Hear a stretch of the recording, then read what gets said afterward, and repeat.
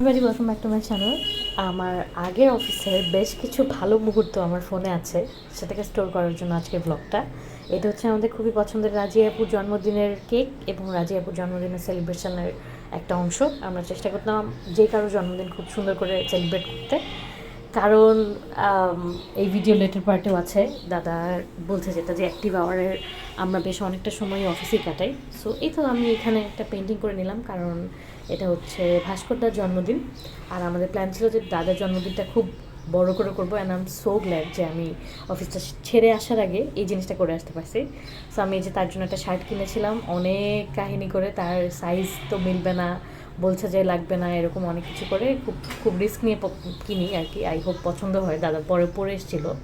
আর এই যে বিশাল আয়োজন, কেক থেকে শুরু করে চিকেন থেকে শুরু করে সব। তারপরে জাহিদ আমাকে হেল্প করে ওই ব্যাকগ্রাউন্ডটা ডিজাইন করে দেওয়ার জন্য, আর সবাই সবার কাছ থেকে চাঁদা তুলে আমরা বাকি ফুডের প্রিপারেশান নিই। আর এই যে বড় গিফটটা, এটা কি আছে এটা দেখার জন্য শেষ পর্যন্ত থাকতে হবে। আর এই বড় গিফটটা হচ্ছে টিমের বাকি সবাই দিয়েছে, আমি তো শুধু আলাদা যেহেতু গিফট দিয়েছি, আমি আর এখানে কন্ট্রিবিউট করতে পারিনি।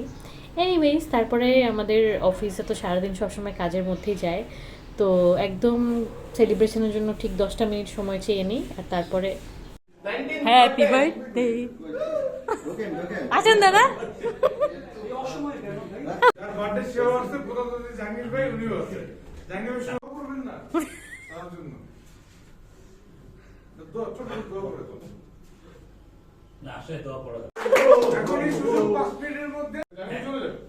হ্যাপি বার্থডে দাদা। দাদার সম্বন্ধে প্রশংসার তো শেষ নাই। অলওয়েজ জলি মাইন্ডেড এবং রহিম আফরোজের অন্যতম মানে স্মাইলি ফেস, সবসময় স্মাইলি। এবং দাদা হচ্ছে এমন একটা ক্যারেক্টার যার মুখ দেখলে তার প্রেশার বোঝা যায়।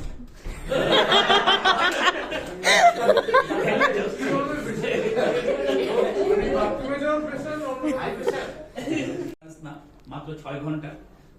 শুভকামনা দাদার জন্য। আমাদের প্রতিদিনের বার্থডে উৎসব চালু থাক, অবিরাম ভালোবাসা সবার জন্য।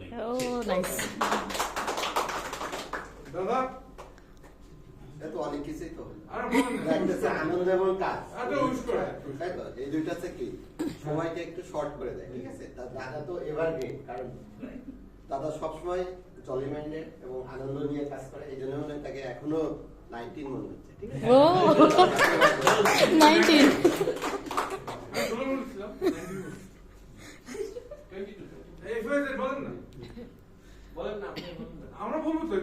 বলেন, 2 লাইনে কিছু একটা বলে দেন। না, দাদার কাছে একটাই জানতে চাওয়া, দাদার ওই 22 বছরের গোপন রহস্য।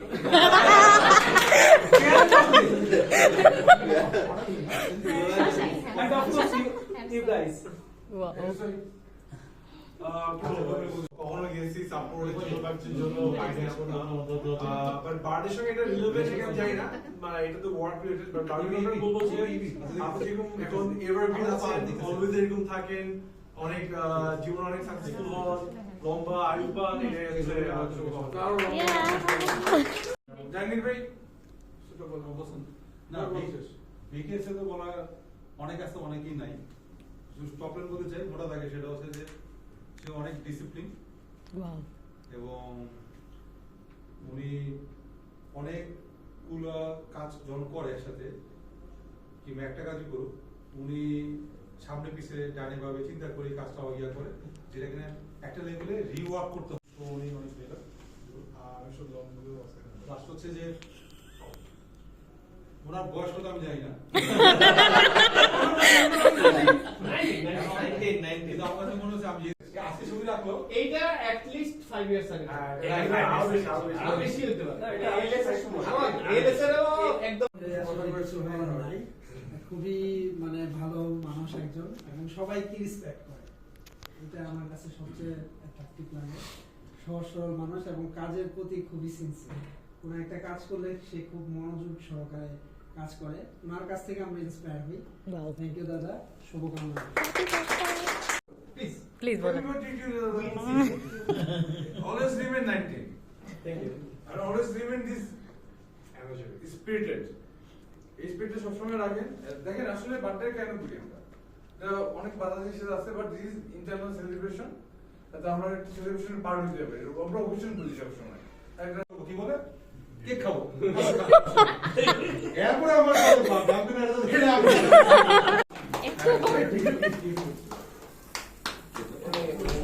Thank you Happy birthday! আমার জাস্ট ছোট্ট দুইটা কথা ছিল Please. সেটা হচ্ছে যে আমি ঘুম থেকে উঠি অলমোস্ট 6:30 7টার দিকে সন্ধ্যায় সকাল উঠে তারপর অফিসে আসি, অফিসে ঢোকার চেষ্টা করি 8:30টার মধ্যে, হয়তো সব সময় হয় না। তারপর যদি রাফলি যদি বলি, আমার অফিসে আমার অ্যাক্টিভ আওয়ার ঘুম বাদ দিয়ে তারপর আরো কিছু আমরা আমাদের পার্সোনাল টাইম থাকে ওগুলো বাদ দিলে আমার অ্যাক্টিভ আওয়ারের অলমোস্ট 10 আওয়ার আমার কাটে অফিসে। আর বাসায় গিয়ে যতটুকু সময় থাকে এরপরে কি আছে আমি জানি না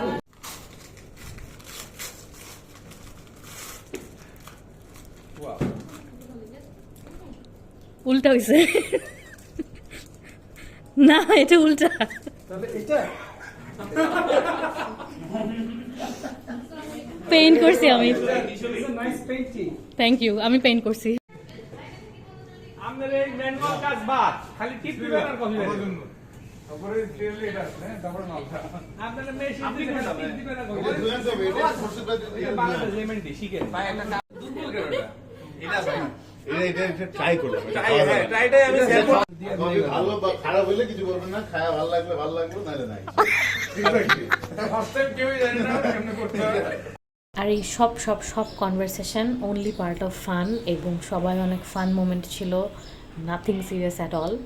and I think one of the best memories ছিল যে কারো বার্থডে সেলিব্রেট করা থেকে শুরু করে যে কোনো events, because you all know how much I love events, how much I love people, and that's it for the day. Hope to see you soon. Bye.